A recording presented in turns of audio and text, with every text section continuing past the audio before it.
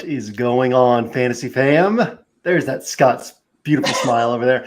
Welcome to another edition of Scott Barrett, JM to Win, plugged in on the Fantasy Points Podcast Network on the Fantasy Points video feed.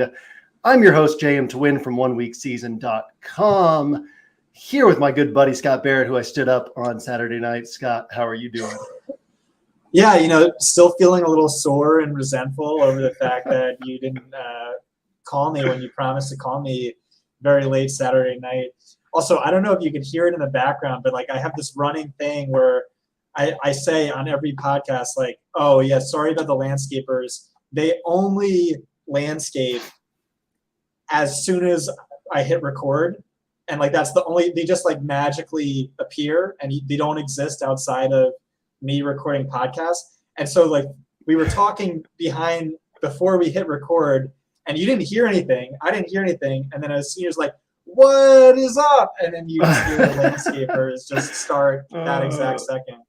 Yeah, I think that's a very classic podcast glitch is the yard crew tends to come the moment the podcast starts.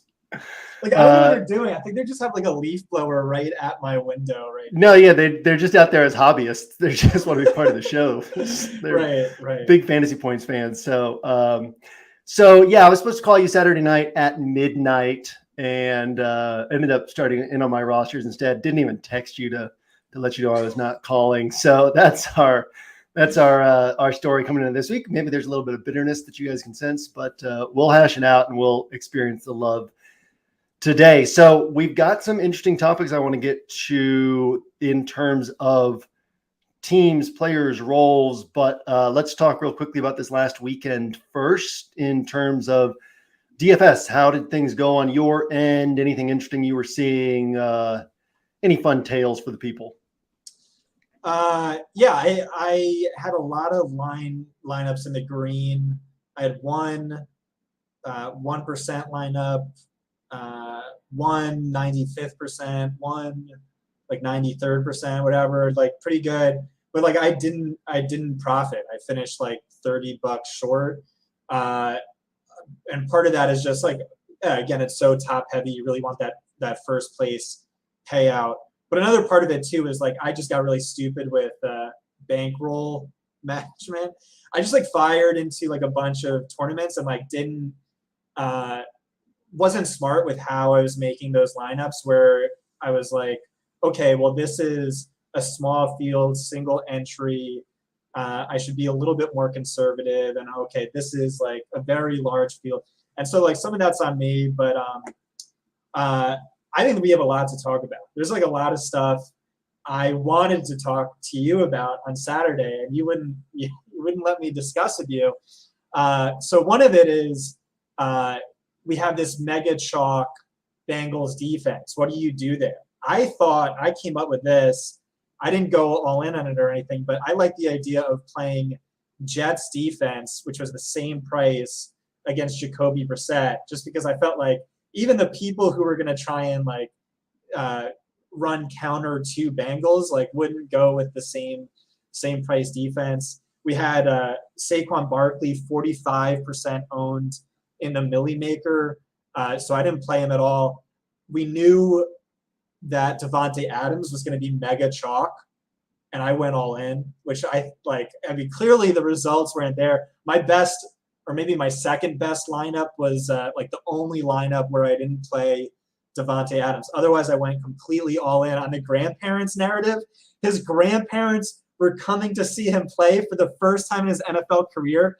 ESPN did a story on him, and they were okay, you turned down more money from Green Bay and took less in Las Vegas. Why would you do that? And he's because I want my grandparents to see me play, and they can't do that. It's too long of a flight, and it's expensive to get into Green Bay. And I'm just all in, let's go, baby.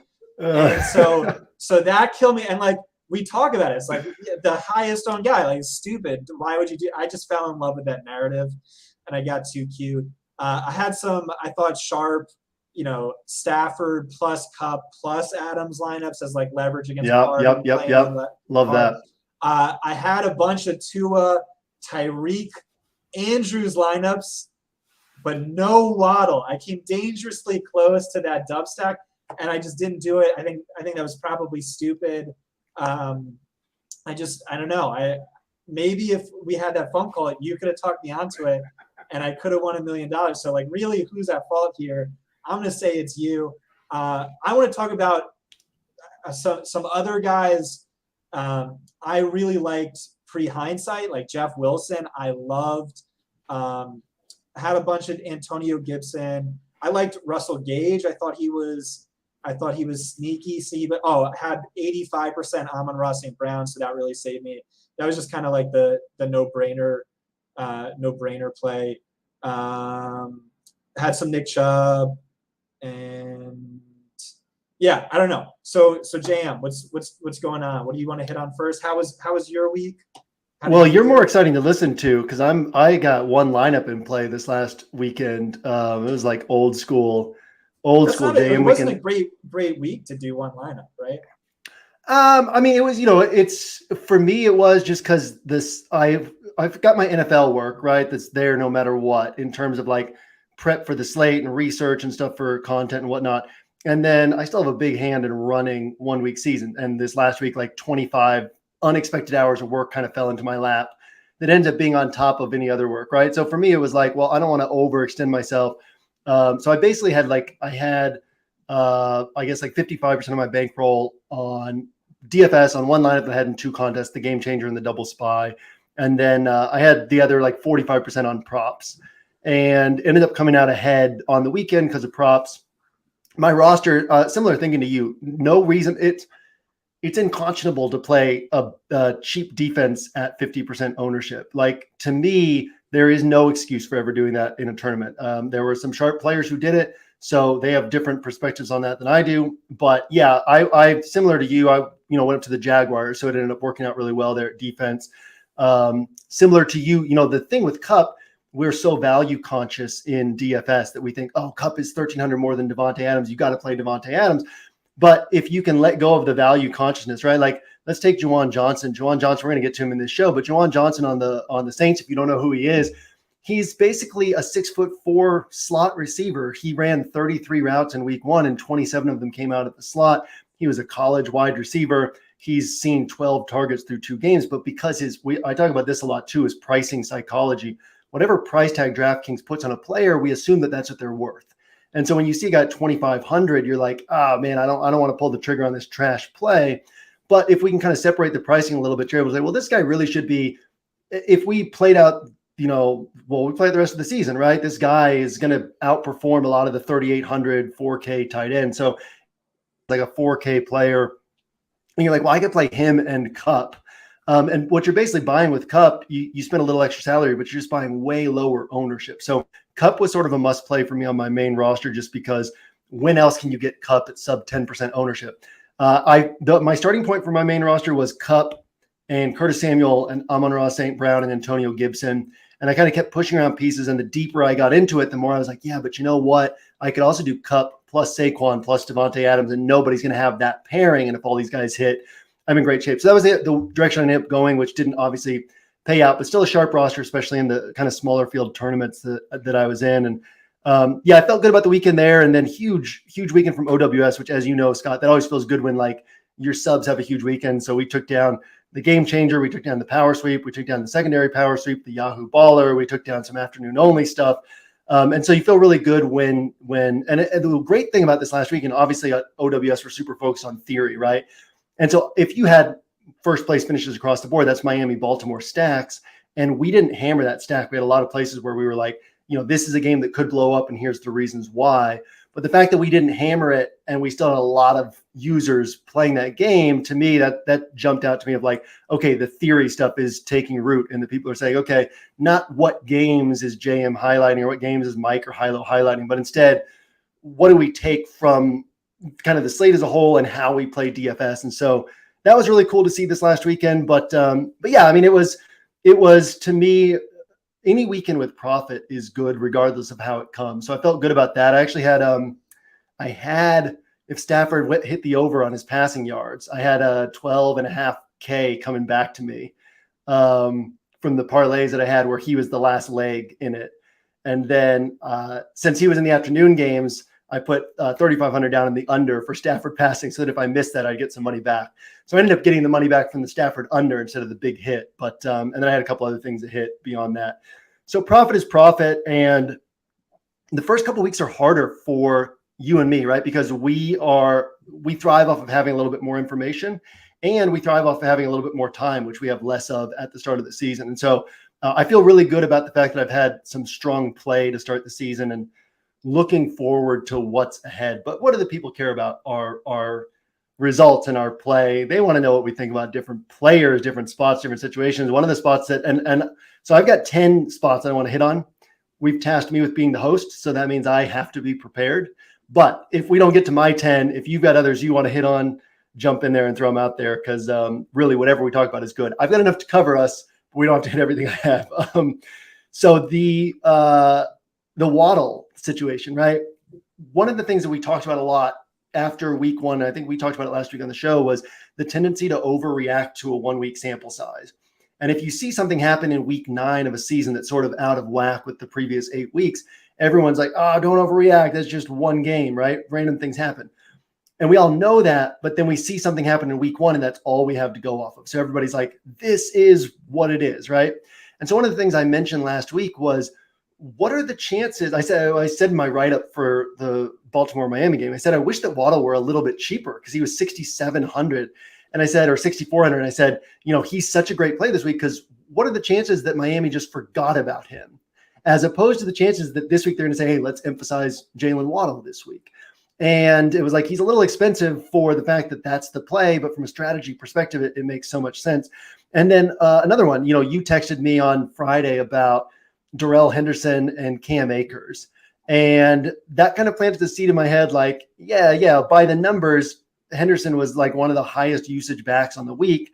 And then I kind of started seeing a few other whispers where people were like, I think TJ Hernandez was like, I kind of am getting the feeling that Sean McVay is going to pull a fast one on us with this backfield this weekend. And it's like, we all overreact to the week 1 usage, and then all of a sudden Waddle comes out and he's the focal point to start the game for Miami, or Cam Akers is getting more touches than Henderson.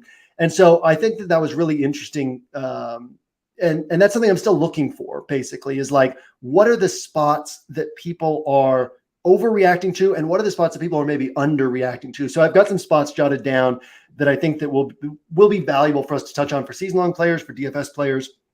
The first one I want to touch on, your boy, Elijah Moore.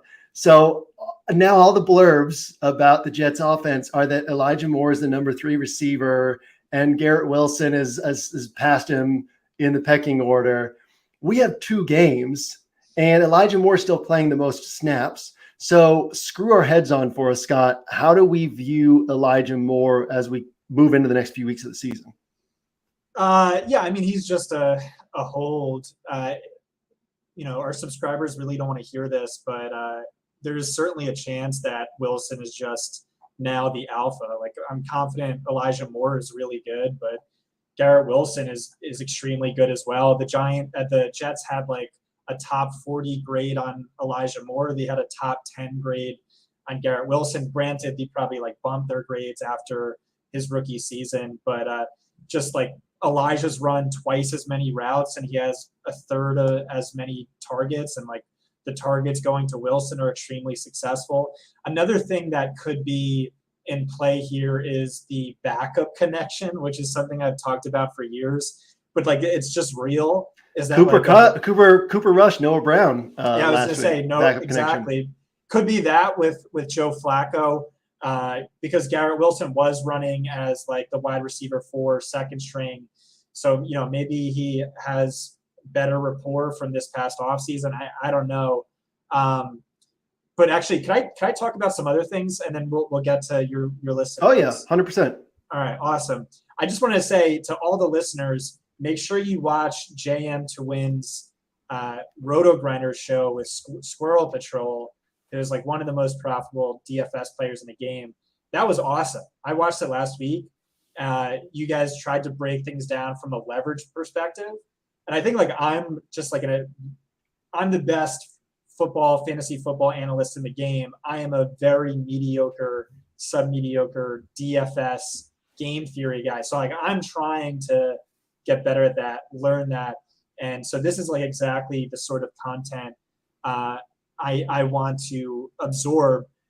Whereas if you're listening to this, it's JM who's like a leverage game theory expert, and me who's like trying to learn from him. But we sure have fun, don't we? All right. So a few that way, real quick, that RotoGrinder show is on Fridays, and I don't know when it comes out. Friday afternoon, we recorded it like 3:30 Eastern on Fridays. It's like a 30-minute show on RotoGrinders, and you can find it under their video stuff. It comes out Friday evening or somewhere around there. So he said something interesting where he was like, oh yeah, and like Andrews, I really like paying up for the top tight end, which kind of, I don't know, it stuck with me. Just the upside from that, I think, is very evident. But also Andrews was like $1,100 cheaper than he was week 18 last year, so there's that component to it. He had the best usage of his career in week 1, and week 1, 44 of the top 50 lineups in the Millie Maker had Travis Kelce. Week 2, 38 of the top 50 lineups had Mark Andrews. And so I think I had one Higbee lineup last week, but outside of that, it was all Juwan Johnson and all Mark Andrews. And I like that. I just really like what is the tight end position but a barren wasteland of disgustingness where you have the oligarchs ruling over the peasants. So you pay up for the one oligarch, or you pay all the way down and you just punt the position and pay up at the other positions that matter more. I also think this week was a great reminder for how volatile wide receivers are. Like Jamar Chase, Justin Jefferson, Devontae Adams, A.J. Brown, all those guys went nuclear in week 1. All those guys really, let down in week 2. I think we talked about Darrell Henderson. I think he was one of the easiest fades for a number of reasons. For one thing, he's just not very good. But then there was also the uncertainty of Cam Akers, and like he's also not only is he not very good, but he's also like never really posted a had to have it score, which is something you talked about on your show. And neither has any Rams running back since Gurley. Like they've kind of changed up the way that they run that offense anyway. They stopped passing. They stopped running the ball inside the 5. You've got Cooper Kupp who can get open at will. It's just harder to get these multi-touchdown games from a running back in that offense, even as like an alpha running back in that offense. Yeah. He was like a super easy fade to me. The guy I gravitated towards was Jeff Wilson. And here was my thinking is that since 2019, he's seen more than 5 carries only 16 times. Like 5 carries is an insanely low benchmark. But in those 16 games, he averages 21.1 fantasy points per game in his top 50% of games and 6.4 fantasy points per game in his bottom 50% of games. So I just like love that as a GPP play because he was projected at like 5% ownership. Maybe he came in at like 10% or whatever. But like, what are the chances he scores, he hits 3-4x value? It's like, it could be 50-50 where he like busts or he hits, 22 fantasy points. Jeff Wilson was a great play this last week. In fact, if you broke it down by like games where he's seen 17 plus carries, I think he had 6 games of that or 7 games of that. And it was like 2 or 3 of them were 35 point fantasy games. And then like 3 of them were 21 to 23 point. And then like 2 of them were duds. I think Zandermeer was real heavy on him. Career high of like 24. Yeah. And he didn't get the touchdowns this last week, but he still had the usage. He had the yards. Finding spots like that are. That's what it comes down to with him. Is like he needs that touchdown because he's not going to catch passes.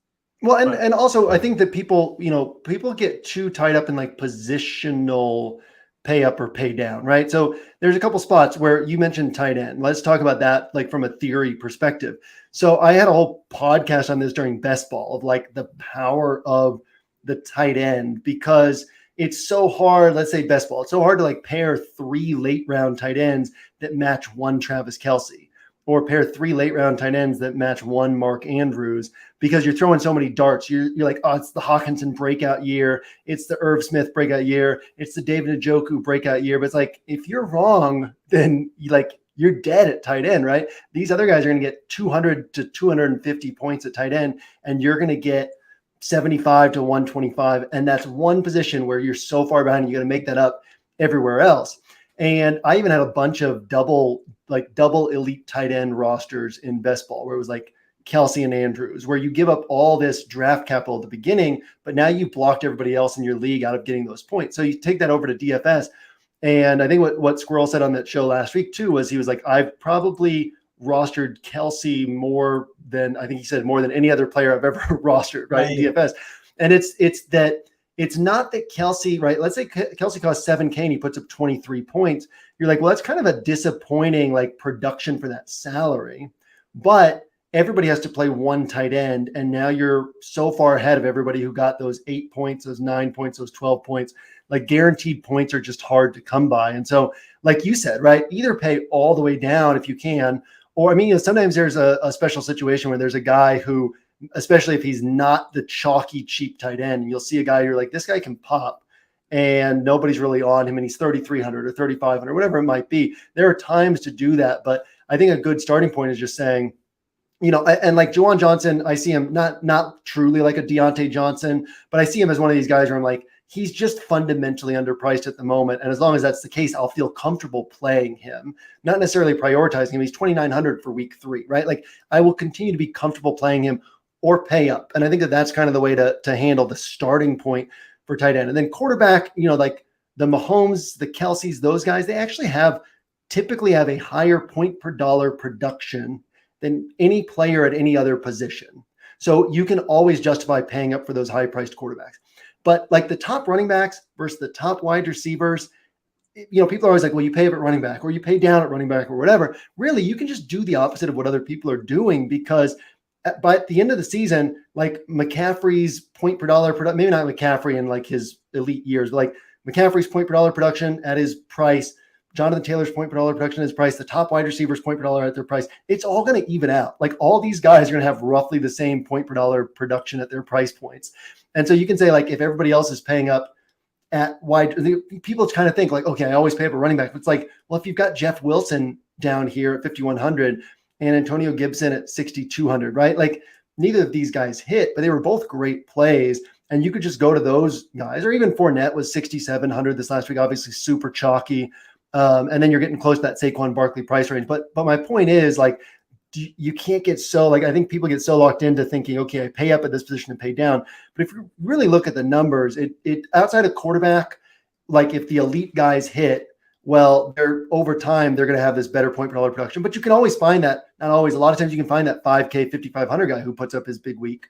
And then the elite tight end, just because positional value is so strong. But the other positions, man, I don't really worry that much about it. And I think people worry too much about it, which gives us an edge by saying, let me find the Jeff Wilson this week, or let me, maybe it's another week. And I'll like Elijah Moore again this week. I'm still on board with him, 5K coming into this week and everybody's going to be off of him. And you find those plays and let everybody else chase in other spots. Any place where we can get good plays and go a different direction in the field, it benefits us. All right. Do you want to go back to your list? Yeah, sure. So that was the Jets one. I want to talk about Amon-Ra St. Brown and the Lions' pace of play. I think that this week, so I don't know if you've looked at this week's slate much, but this is kind of the opposite of last week in that there's 5, Miami and Buffalo are playing, Arizona and the Rams are playing, Washington and Philly are playing, the Lions and the Vikings are playing, and there's a couple other good offenses that are in. The Chiefs are playing against Indy. The Chargers are playing against the Jags. There's a lot of good offenses on the slate. A lot of them are in good spots. But I think that the game that stands out to me the most, at least at the front end of the week, granted it's Tuesday, but it's this Lions and Vikings game, because neither team has a great defense. And we think of Goff as this short area passer, but the Lions are looking for chunk plays more than we typically think of Goff looking for chunk plays. And we know that the Vikings want to look for chunk plays. And so it's that sort of environment where things could pop quickly. But what really is standing out to me is like the Lions are pushing the pace of play. I think that they're 4th in the league in first half pace of play so far. They were top 10 last year. I looked this up last night, so I could have these numbers slightly wrong, but fast pace of play. And then Amon-Ra St. Brown, I think it's 8 games in a row with double-digit targets. And I came into, I was one of the people coming into this year like, yeah, but all these double-digit target games last year, TJ Hawkinson was out, DeAndre Swift was out for most of those games. Like, of course he was going to get double-digit targets. They have 3 weapons, and he was the only one healthy. But we're in this year, they've got all their weapons again, and he's still just getting hammered with these looks. So big picture, what do you see there with him with that offense? And then any thoughts on that game against Minnie this week? So I was maybe highest in the industry on Amon-Ra St. Brown. I had him as my wide receiver 15 or wide receiver 16. I checked Fantasy Pros rankings contests. They have 200 rankers. Only 4 guys were higher. Andy Behrens for Yahoo, he was higher. I just needed something because I have a lot of mentions about Elijah Moore and Kyle Pitts. So he's the alpha. I think he's the alpha. I got that argument. My counter was just he averaged 25.5 fantasy points per game over that stretch. That's just with Tim Boyle starting in 33% of those games. So that's just insane in any context. And I'm going to chase that sort of upside. Also, our guy, Wes Huber, said he should have been taken in the first round, and he was saying that before he got drafted. So that's not a hindsight take. The Lions, I like that a lot. I think they're going to be they have massive. I was thinking heading into the season, they have massive slop fest potential for DFS, where it's 2 not great teams by win rate, have really bad defenses. They sort of slug it out. That's what I was saying last week and the week before. I don't know, they might just be better than expected. And I think their offense is certainly better than expected. Their defense is really bad. And the Vikings, it could be the same thing. They have, Patrick Peterson's a shell of his former self. If you take all 3 cornerbacks, I think the fastest one runs a 4.59 40. That's a Greg Dortch speed right there. And so yeah, I mean, definitely like this, but I'll throw it back to you. I mean, I think the chalk lineup is very obvious this week. 2 is only 6,100. Stephon Diggs is 7,700. Tyreek is 7,600. Waddle is 6,800. How often do you see that sack in tournaments this week? And then how do you play against it? Yeah, I mean, well, our recency bias is going to say there's no way this doesn't hit, right? Go back through Josh Allen's game logs against Miami, some monster games against Miami, and a lot of games that he's got was going through all these last night, a 235 passing yards, 2 touchdowns game. He's got, there's plenty of Josh Allen games against Miami. Plenty. What do we have? We've got 8 total games against him in his career. I would guess, let's throw out year 1. He had a monster game against him in week 17, year 1, when we were kind of hammering the Josh Allen train. But let's throw out the first season, his rookie year, and just the last 6 games. I think it's 4 big games and 2 disappointing games, right? Diggs is not always going to blow up. We've seen him have huge games too, a really big game and then a monster game across 2 games. And so it's well, of course he's going to hit again. Well, of course Justin Jefferson was going to hit again last night. Of course Devontae Adams was going to hit this last weekend.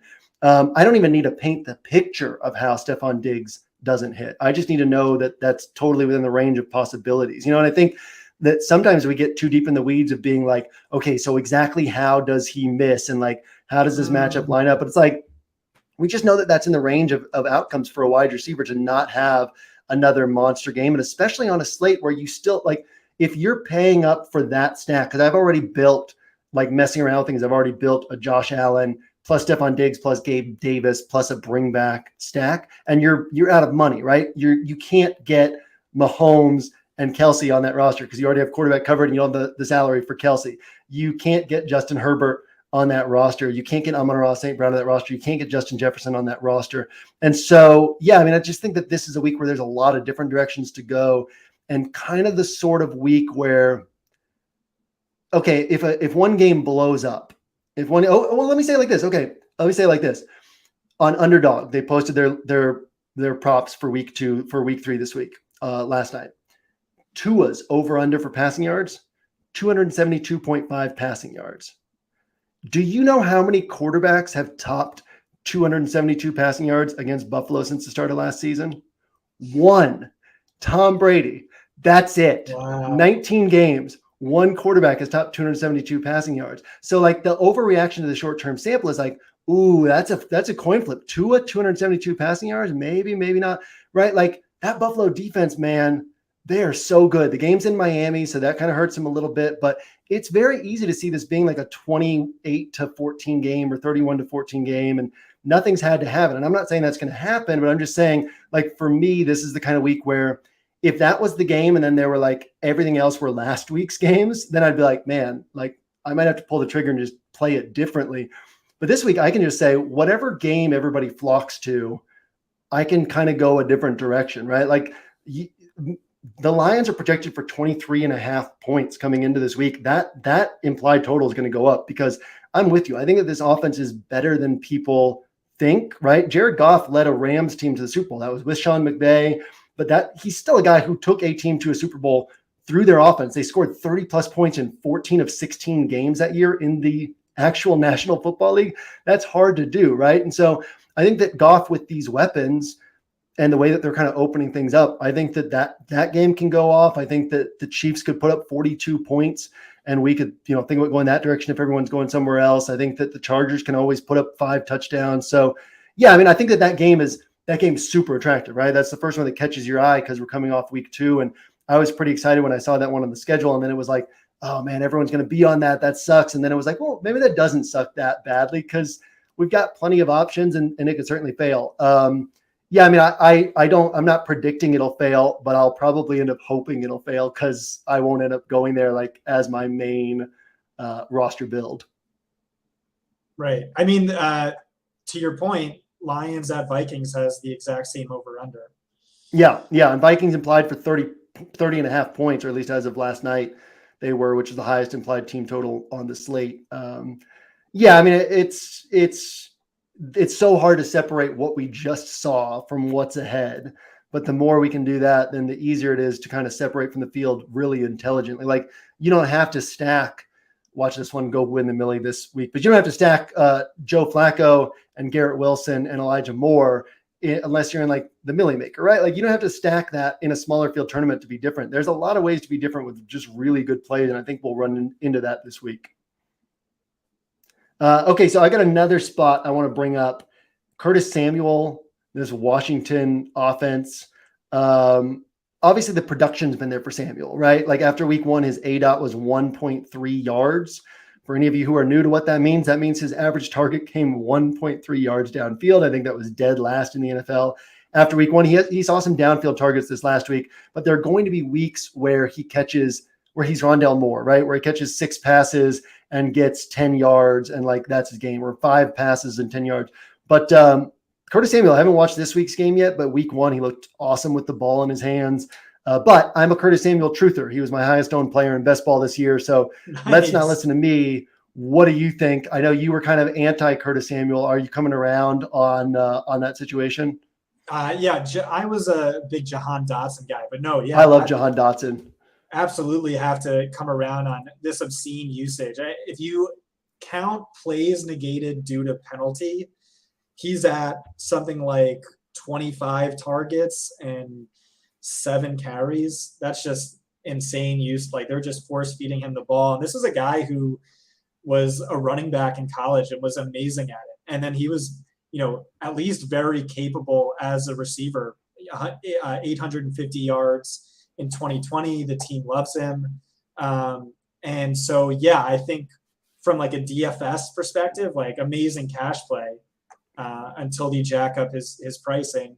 From a tournament perspective, I mean, yeah, I don't know that he's scored touchdowns in both games, but you take that out. I don't know. Like, does he have 2 touchdown upside? Does he have 100 receiving yards? and the 3-point bonus upside, I don't know. But hey, if that's your highest owned best ball player, you got to feel amazing about that. Yeah, I That's got a sad call. story on that. On my my last 2 drafts were my Mastiff rosters, those 2,500 drafts on Underdog. And my plan was to end both rosters with Carson Wentz because he was my highest owned, like late backup quarterback, and Curtis Samuel. And on the first roster, I had Derrick Henry as my running back. Ryan Tannehill was still there, like 20 picks late. And I loved like the back and forth on that of like, hey, if Henry misses, maybe Tanny's having a big game. So I took Tannehill instead of Wentz.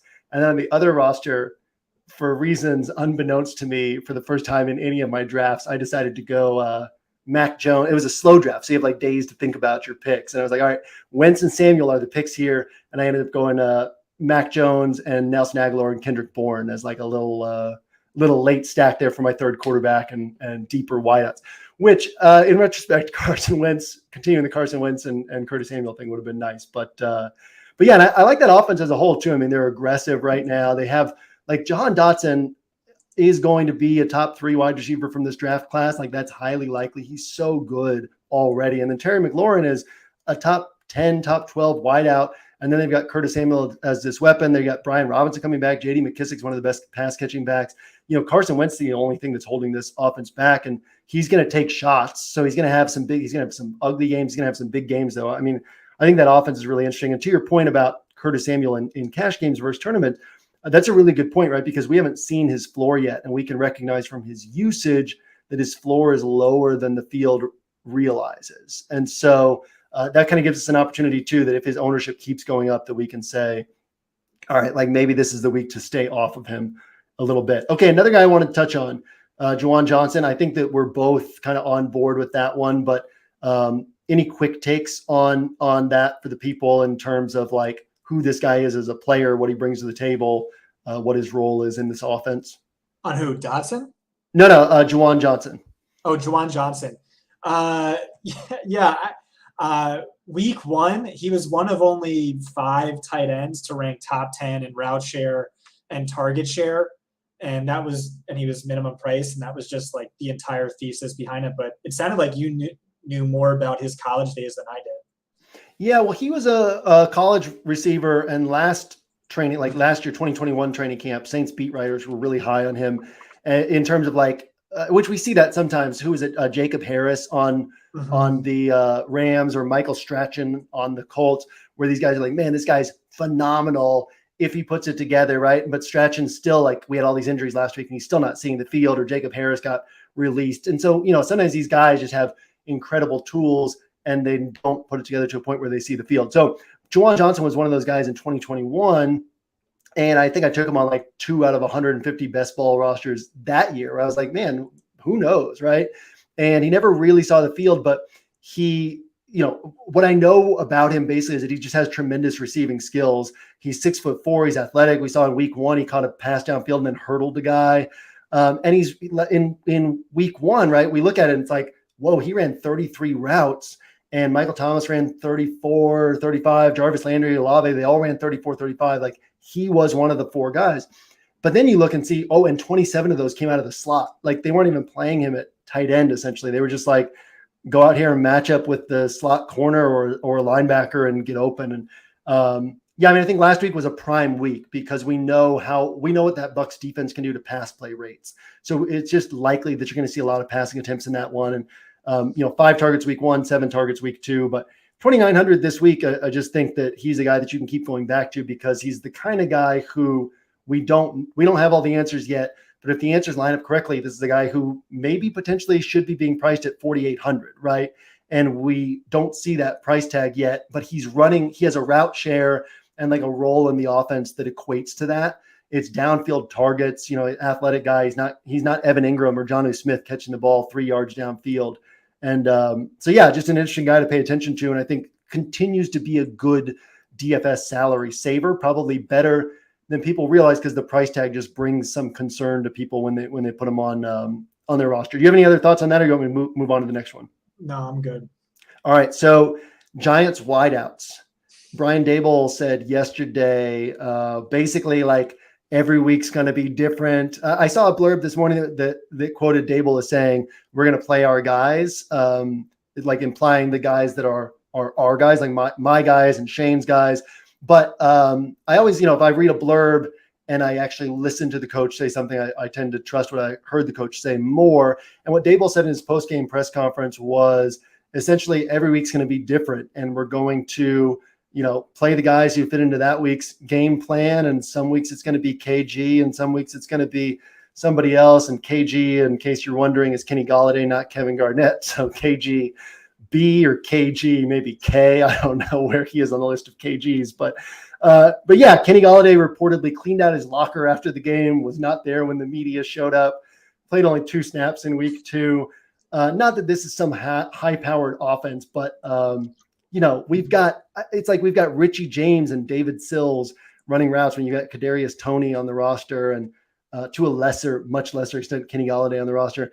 Any thoughts on this passing attack? And also, when are the feel-good times going to end for the Giants, who have kind of gotten two soft wins? They got the Panthers this next week, or no, not the Panthers. That was last week. We got Dallas, Cooper we got Rush, Chicago, we got Green Bay. We're going 5-0, baby. Brian Dable's the man. Any thoughts on that wideout situation? Yeah, I mean, Kadarius, I'm just going to hope it's like injury related. He also picked up a hamstring in practice, but like this guy is just like such an awesome talent, especially with the ball in his hands. So you really need to get the ball in his hands. He's a hold, and he could just go nuclear at some point at low ownership, hopefully sometime soon. Wan'Dale Robinson is the guy I'm excited for, like whenever he comes back, because Richie James is playing this Wan'Dale Robinson role in his absence. And he's got a lot of targets, pretty good usage. Wan'Dale was supposedly the star of training camp. He was good enough to start week 1 and to kick Kadarius out of position, put him out wide. So hopefully he's going to be like 3K and he'll get like 7 targets for 6 catches and 60 yards in his next game. Yeah, and hopefully he doesn't play on that Monday night game so we can get him on the main slate. Is that Monday night this week? Yeah, they've got it on. It's you got to feature Cowboys and Giants, so everybody wants to see. I'm a Giant fan. I don't even want to watch that. Everyone wants to see Daniel Jones and Cooper Rush going head to head. Okay, so another offense that nobody wants to watch right now, my boy Russell Wilson. How bad are the Broncos? What is the deal with the Broncos passing attack? I'm flabbergasted right now. Yeah, I have no idea, but this is something I talked about quite a bit this offseason, not often publicly, but I was just like, there's like a legitimate chance that like Wilson is just massively overrated, and like Pete Carroll is like somehow underrated, and like the offense he's running, which is like outdated by 30 years, was necessary to sort of hide Wilson. Like I just said, there's like, whatever the odds of this being true, it's like better than the public wants to admit, but it's probably still like 5%. And so in my own drafts, like, I'm like, no, Wilson should cook. Wilson should finally go off. I don't know. I have no idea what to make of it. It could just be a 2-week, sample size of, he didn't play in the preseason. It's a brand new offense. Jerry Jeudy got hurt last week. This is a guy who's ranked top 3 in completion percentage over expectation every year of his career. That is just like an insane stat where like no one has ever come close to this. Like you can make the argument he's one of the most accurate quarterbacks in NFL history. I have no idea, man. He should have smashed last week, but yeah. I mean, the thing, it's hard to hire a head coach, and they're going to have all these new responsibilities as a head coach, and then they're going to be a first-time play caller, right? But you can't just not hire a guy because of that. I was off the top of my head, I can't remember who it is, but Mike McDaniel. Mike McDaniel never called plays for San Francisco, and I mean he is fire right now, not just as a play caller, but even you watch him. I know you like to watch the post-game press conferences. I don't know if you've watched his from this week yet, but you listen to him talk in those, and I'm just like, dude, I'll go out there and play for this guy. You know what I mean? Like, And Nathaniel Hackett he feels lost right now. It's like he has no idea what he's doing. Their clock management's bad. Their decision making is bad. Yeah, I mean that to like I said that Curtis Samuel is my highest owned wide receiver. Let me also point out that Russell Wilson's my highest owned quarterback in best ball. So yeah, man, that's a rough situation right now with that offense. And I'm not saying they can't turn around. I'm not saying that, we can't bet on them for a blow up. I think that they're not on the main slate this week. They must be on Sunday Night Football. But yeah, which is, I kind of don't mind it. It provides an opportunity for wait and see before taking another swing at them. I feel like he has always been a streaky guy too. And his like blow up performances have come mostly when we weren't expecting it, and like duds, vice versa. I don't know. I will just say like Greg Cassell was adamant that Wilson is both overrated and a declining player. But I don't know. Who knows? Yeah. All right. Good to know now. David Montgomery's role. It looks like he's, there was all this concern about him heading into the season. It was way, way, way overblown from it all started with beat writer reports about him taking some reps on special teams. That was all that it was. And then everyone kind of there was conjecture where it's like, hey, Khalil Herbert's a great fit for this outside zone run scheme. And Khalil Herbert's pretty good. And there's some merit to all of that. And Khalil Herbert has a bigger role than last year, but looks like David Montgomery is still kind of the central piece on this offense. And furthermore, I think it's an important kind of mini conversation for this week, right? Because pricing was already set before his game played out and before we saw him, get another big touch share. And he's got a matchup against Houston this week. So David Montgomery, I mean, not to make it too DFS specific to week 3, but he's 5,900 this week against Houston. And it seems like, 20 touches is going to be his general range, with obviously some games where it's 16, 17, but also some games where it's 24, 25, 26. Any thoughts on David Montgomery, who Matt LaFleur called one of the best running backs in the NFL? How's that for talking up your opponent? Yeah, I mean, I love David Montgomery. I call him the angry hippo, just because did you know hippos can run at something obscene 45 miles per hour, maybe 50 when they're angry. But he does that sometimes where you don't think he has that juice to break off some long runs, but he could definitely do that. But more than anything, just a missed tackle freak. He had 15 Hippos can run 19 miles an hour. 55. He can outrun your Impala or Honda Civic. I don't know. But I needed to brush up on my what's that, the zoo books, Animal Planet. I don't know. We'll trust you for football stats and not. Yeah. I think David Montgomery can probably run about 20 miles an hour, so he's got the hippo slightly beat in that one. I'll Google it in a second, but yeah, I mean, he had 15 carries and he might have 40 missed tackles. He was awesome. He was a tricky guy for me. I think I still was a little too high on him. I wasn't crazy high on him, but just 17 touches versus Herbert's 5. No, okay, that's pretty good. But what it came down to with him was he had bell cow usage. I think he was top 3 in snap percentage each of the last 2 years. So if this did become more of a committee that really nukes him, especially in this unsexy offense. So that's a concern. Dan Graziano said he talked to the coaching staff who felt that Herbert was a better fit for the scheme. He wasn't sure how Montgomery was going to do. And there's a chance Herbert supplants him. Week 1, obviously, he had 1.1 yards per carry and people were panicking. Although I think that was all just the field conditions, but yeah, he looked good. The question then I think is, if he can hold off Herbert and continue to outplay him, is how much upside is in this offense? Yeah, not a lot. Less than I even expected. Right. Fields was my favorite quarterback play at ADP, where it's he doesn't even need to be good because he's he's going to run, and he ranks 2nd in rushing attempts among all quarterbacks, but not a lot of rushing yards for a player who ranks top 5 at the position all time in 40-yard dash time. And they only let him throw 11 times. Like Oh, and they ran like 38 plays or something like that too. I mean, it was trash.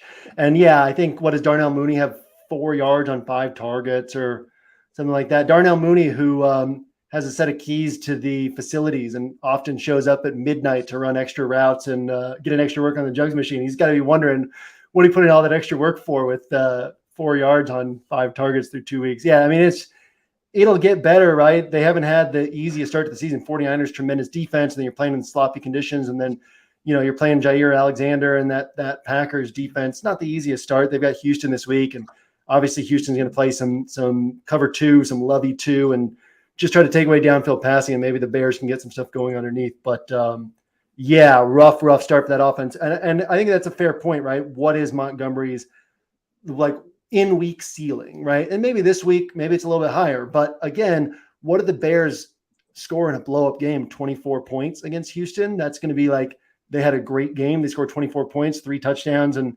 maybe Montgomery gets 2 of those. But your chances of him getting 2 touchdowns are a lot lower than the guy on the offense who scores 5 touchdowns, getting 2 of those. So yeah, it's an interesting like macro perspective too on that one. I like that a lot.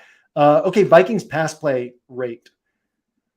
Vikings threw the ball, I believe it was Cousins had 42 pass attempts and Dalvin had 6 carries last night. And that game the score was 24-7 coming into the second half.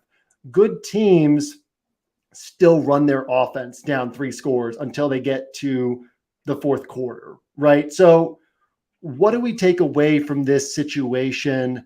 And obviously Dalvin is still going to have like a role. He's still going to have big games. But do you know, like he's priced up with these McCaffrey type guys who've had plenty of 40 and 50-point games.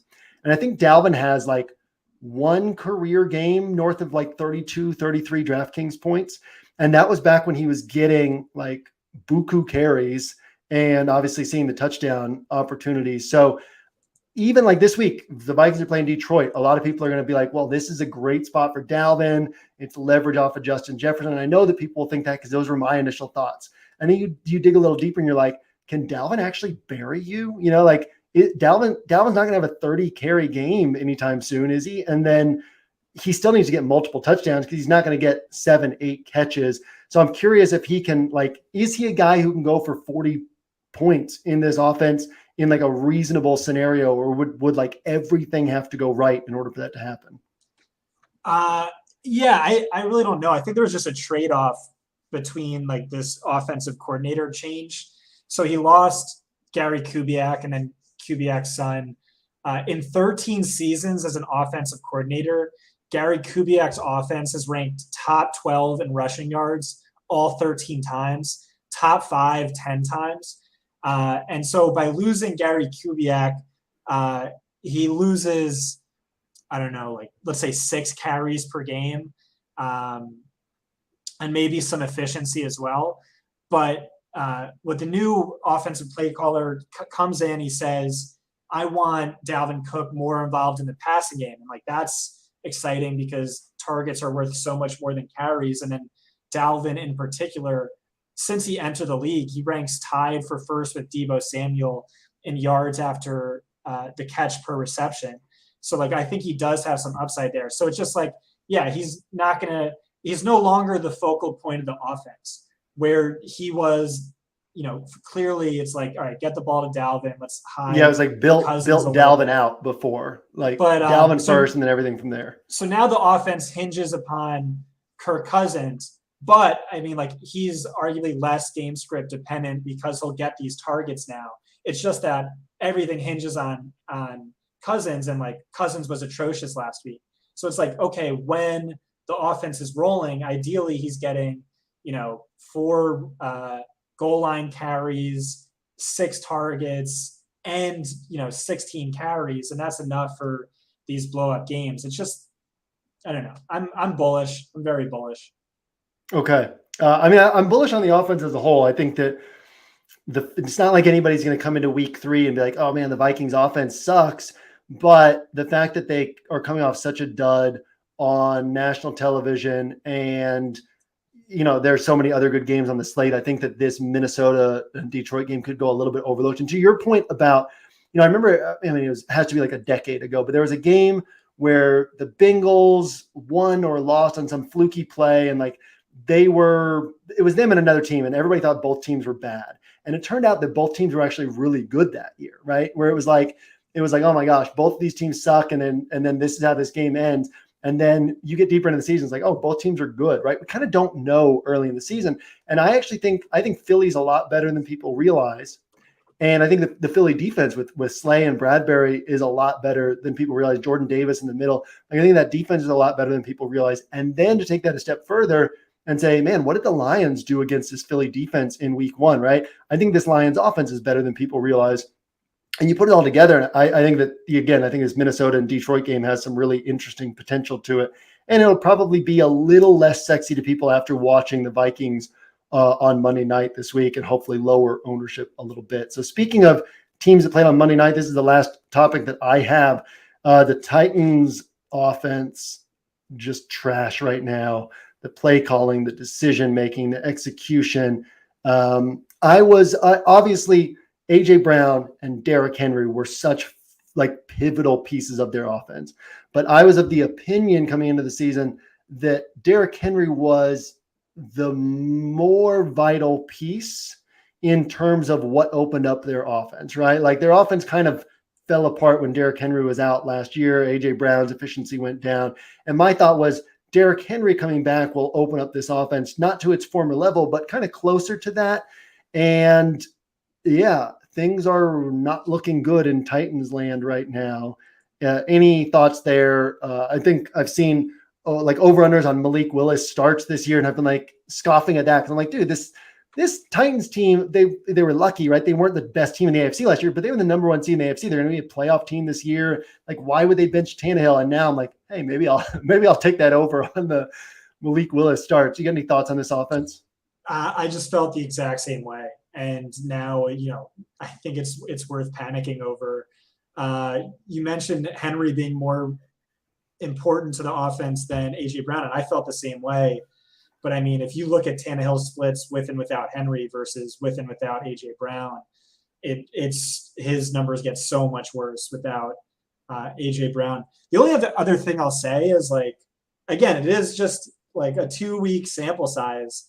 Like, if the Bengals didn't go to the Super Bowl last year, like, would you look at this team and think they had Super Bowl upside when, like, arguably looking at them on paper, they only got better? You could say the same thing about the Rams. I don't know, a number of teams. Like the Arizona Cardinals look atrocious. Their offense looks atrocious. And it's like, well, their defense is definitely like bottom 3, but I mean, doesn't Kyler have more 30+ fantasy point games than any other quarterback since he entered the league? And so maybe this is just a great week to just, fade the 2-week sample size and think about, or like the Colts. It's like, what was their win total projection by Vegas coming into the season? Certainly wasn't winless through 2 games. And so it's just like betting on them, the Bengals guys, or teams that DFS players are probably a large percentage have already written off. Yeah, the Derrick Henry's playing Las Vegas this week. I mean, not a super difficult matchup. And I kind of had just an optimistic view. It developed deeper into the offseason, but an optimistic view that, maybe Josh McDaniels is going to take this Raiders offense and basically treat it like that 2007 Patriots team where you're like, we've got all the weapons and we're just going to keep our foot on the gas and score points. But traditional Josh McDaniels thinking is traditional Bill Belichick thinking, which is more like, how do we win this individual game? And we game plan around how we win this game. And a lot of times that's not how do we maximize points.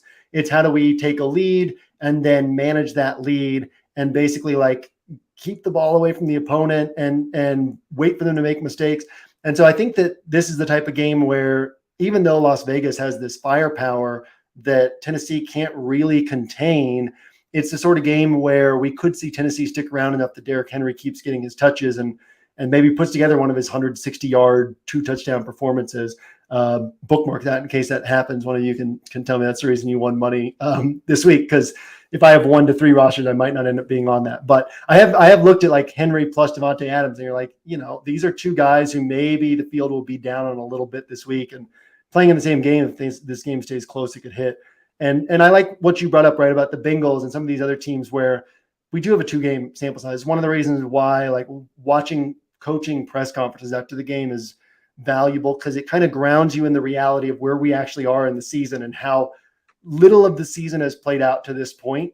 And it kind of helps you see that bigger picture perspective of past seasons where it's like, oh yeah, like the Buccaneers were not a Super Bowl team going into their bye week in Brady's first year, right? They were like, can they make the playoffs or not?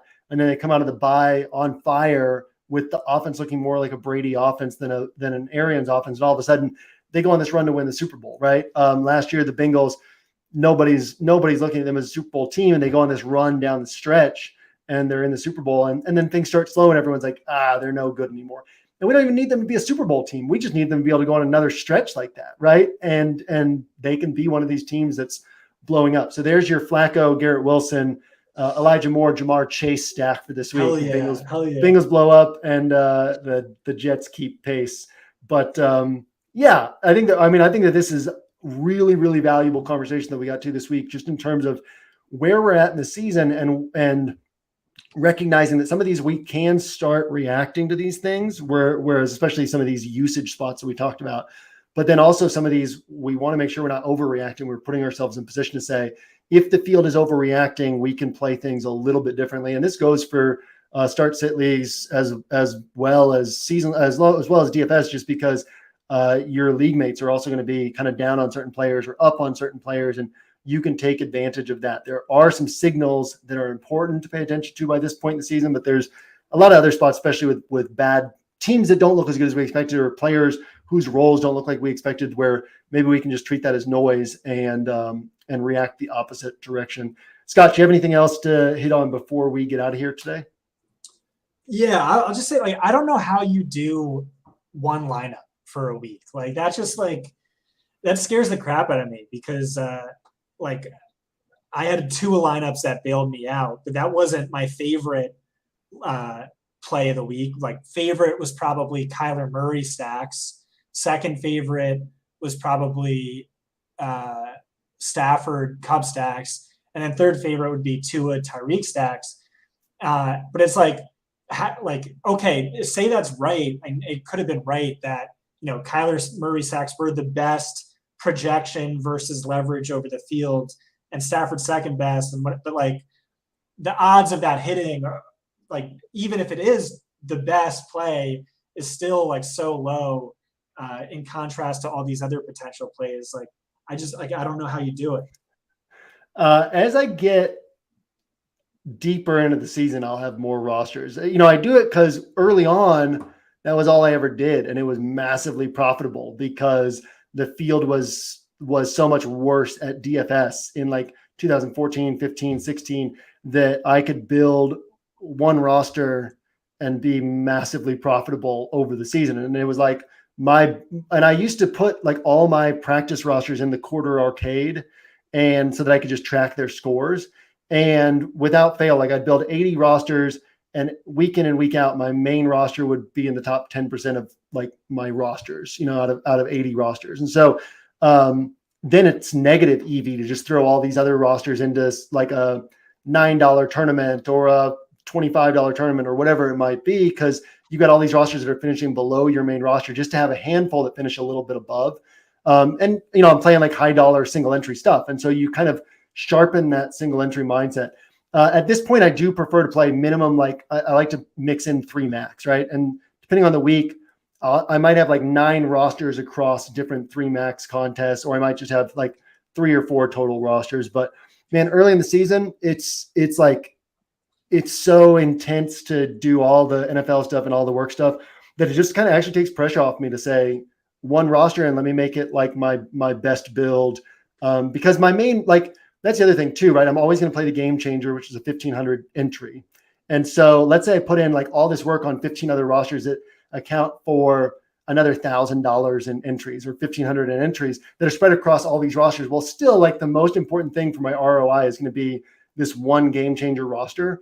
And so making sure that my focus is on that. So if I were playing like one $200 single entry and then spreading out another couple grand across a bunch of other rosters, it would be a totally different story. But most of my ROI is going to come from this one roster anyway. And so early in the season, I like to just focus on that. And like I said, I got a lot of good stuff into props this last week to build in some extra profit. And I'll keep doing that early in the season. And then by probably week 5, I'll start branching out, and we'll talk about my big block of rosters that I'm building at that point. By big, I mean like 3 or 4 or 5 rosters, but to each their own, I guess. I think that I probably leave some EV on the table, like big picture, doing it this way. But in terms of like accomplishing everything I need to accomplish with the site and all that, it is what it is.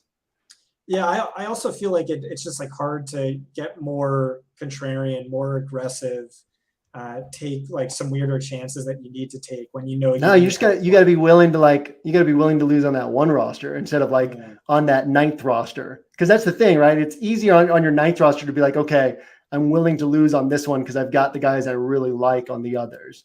But I don't always roster the guys I really like the most. You know what I mean? Like, I roster what I think is going to get me that path to. I mean, like, we won an OWS sub won the game changer this week, which is single entry 1,500 with a Tua, Waddle, Hill, Andrews stack, right? So he was able to say, this is my one bullet for $1,500, and I'm going to pull the trigger on this one that I think can win me first place because so few people will be on it.